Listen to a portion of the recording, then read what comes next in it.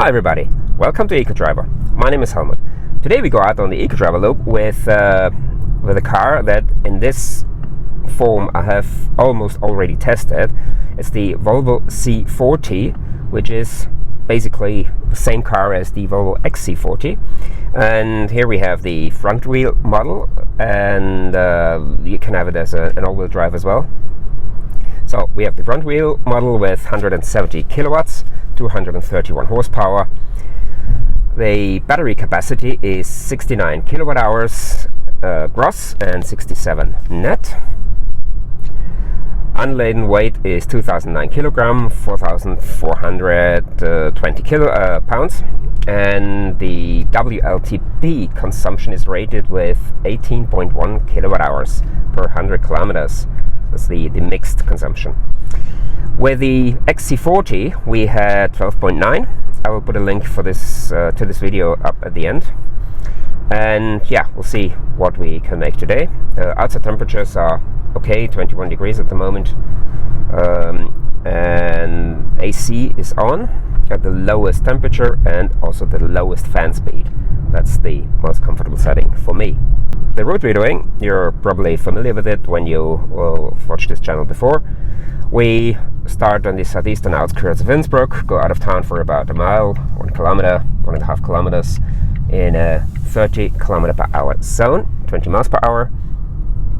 We have a climb which elevates us around 360 meters, 1100 feet, followed by some rolling hills, a descent, some mixed roads, speed limits ranging from 30 to 100 kilometers an hour, 20 to 60 miles per hour, a motorway, and at the end 18 kilometers, 11 miles of city traffic. I'll show you the sectoral and overall consumption after every section, and at the end we analyze the whole trip. The cameras will be on all the time.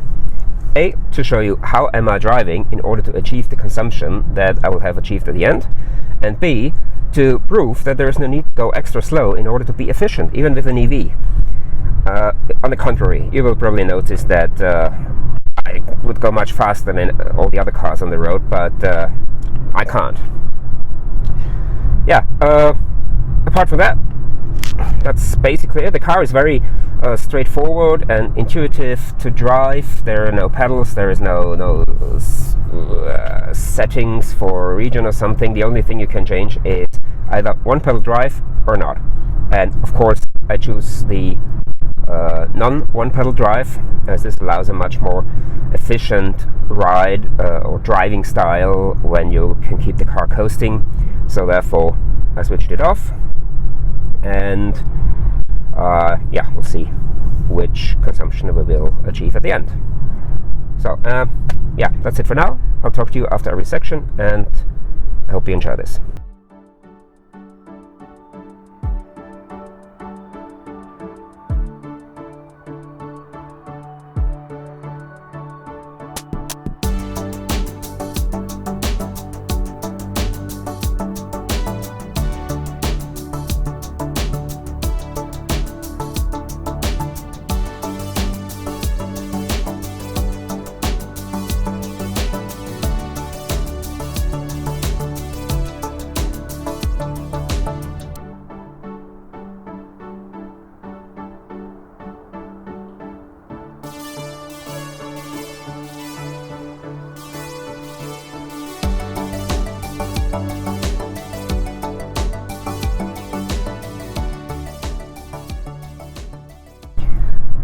We're now coming to the end of the climb, and you see here 39.4 kilowatt hours per 100 kilometers.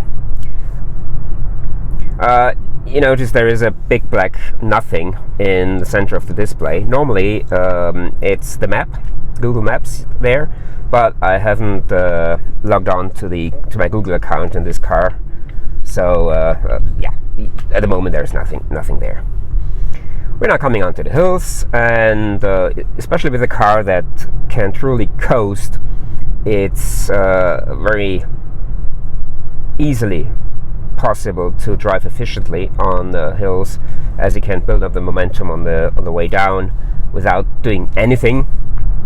You see here I'm doing nothing, and we're accelerating up to over 50 kilometers an hour. and you can use this momentum to go into the next climb, and don't try to maintain the speed in the climb at all cost. Just reduce the speed a little bit, and once it flattens or goes down, then you can re-accelerate, and all that without using extra energy. Basically, just like on a roller coaster.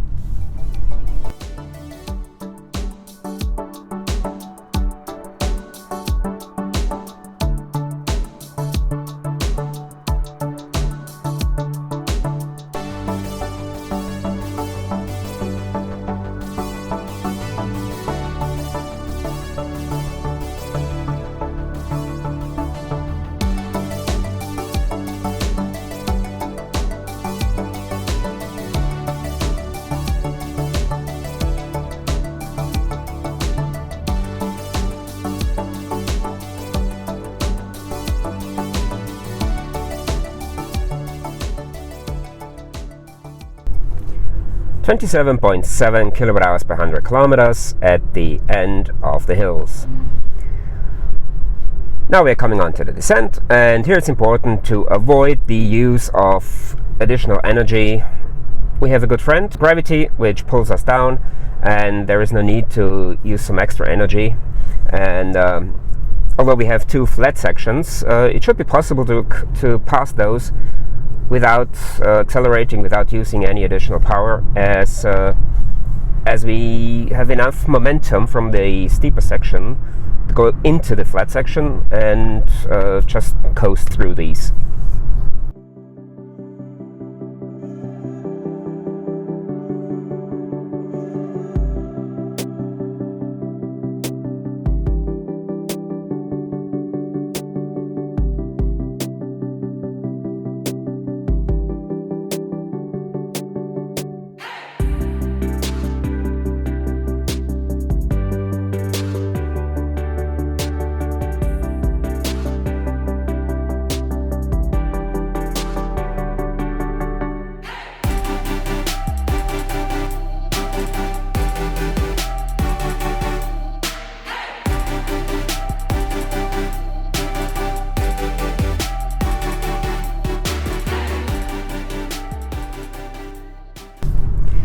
(13.2 kWh per 100 kilometers at the end of the descent.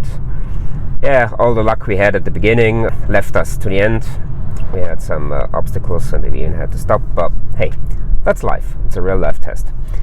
We're now coming onto the open road section, the mixed roads. Speed limits range from 30 to 100 kilometers an hour, 20 to 62 miles per hour.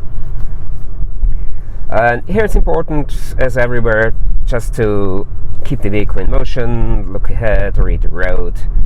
If you see you have to reduce the speed, try to just lift your foot off the accelerator early enough and coast the rest instead of braking.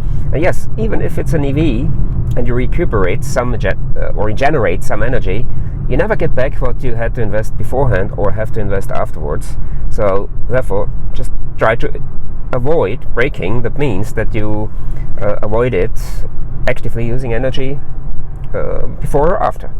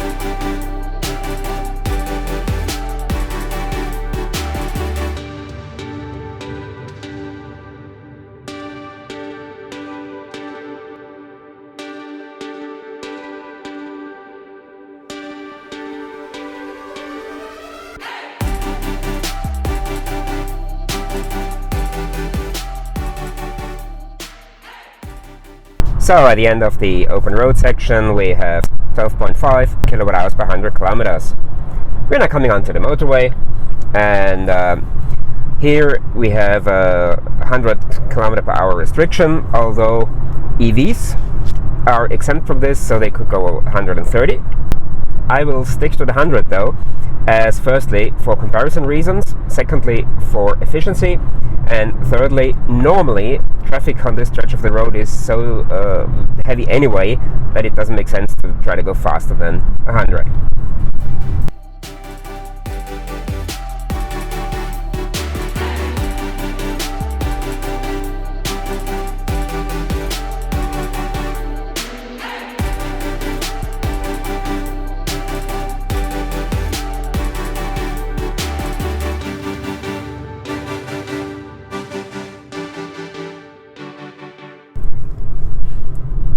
Yeah, by chance I found the way to show the map on the dashboard.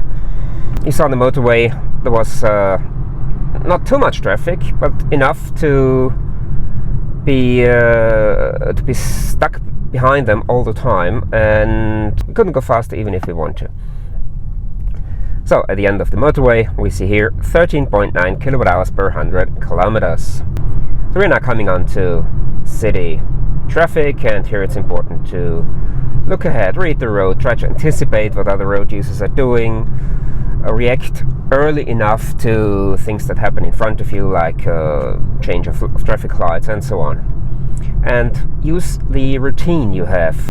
Most trips are done regularly.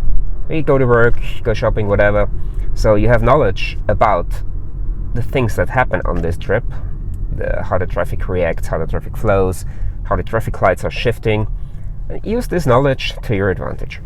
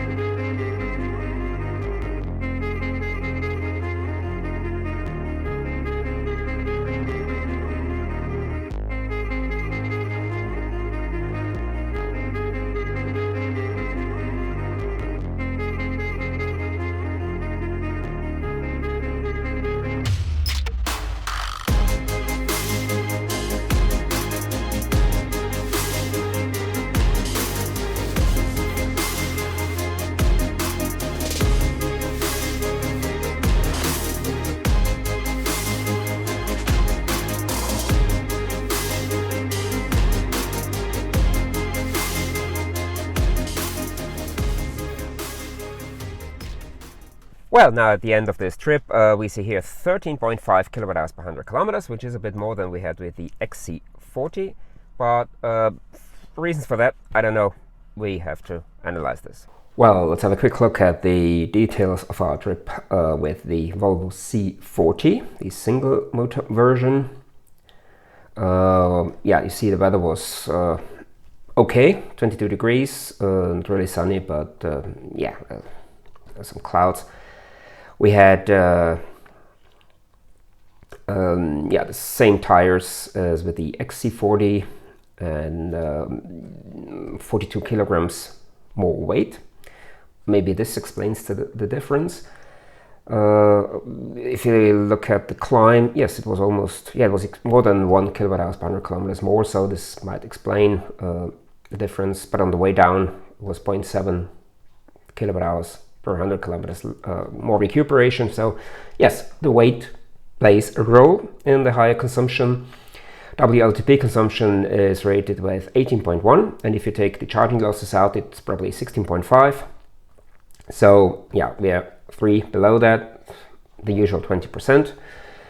And yeah, of course, if you go 130 or more on the motorway all the time, you will have a high consumption. You will go into the high 20s, maybe low 30s. But I test the cars on the same route all the time, and here we have a restriction to 100 kilometers. And even if I could go faster with an electric car, with an EV, it doesn't make sense because all the other traffic is at around 100, 110. Yeah, why do we have a 0.6 kilowatt hours per 100 kilometers higher consumption? Maybe the traffic. It took me 4 minutes more this time than with the 3 minutes more this time with the C40 than with the XC40. Yes, there was a bit more traffic. Apart from that, yeah, it's 0.6 is a very small margin. There's higher weight. It was warmer, so maybe the cooling, the internal cooling, the AC had to work a little bit more. Normally I set it on the same temperature all the time, and yeah, so overall it's an excellent car, as I said during the video, and I got myself this XC40 and XC40, C40. The difference is basically just the shape of the car. I don't like coupes, and I got the XC40 as a company car, but we also use it privately, and with my small kids, with the twins, we need to put them into the child seat, and the coupe has a little bit of a falling roof line, so it made more sense for me to get the XC40. Plus I prefer the box design over the coupe design, and yeah, that's my preference why I got the XC40 over the C40.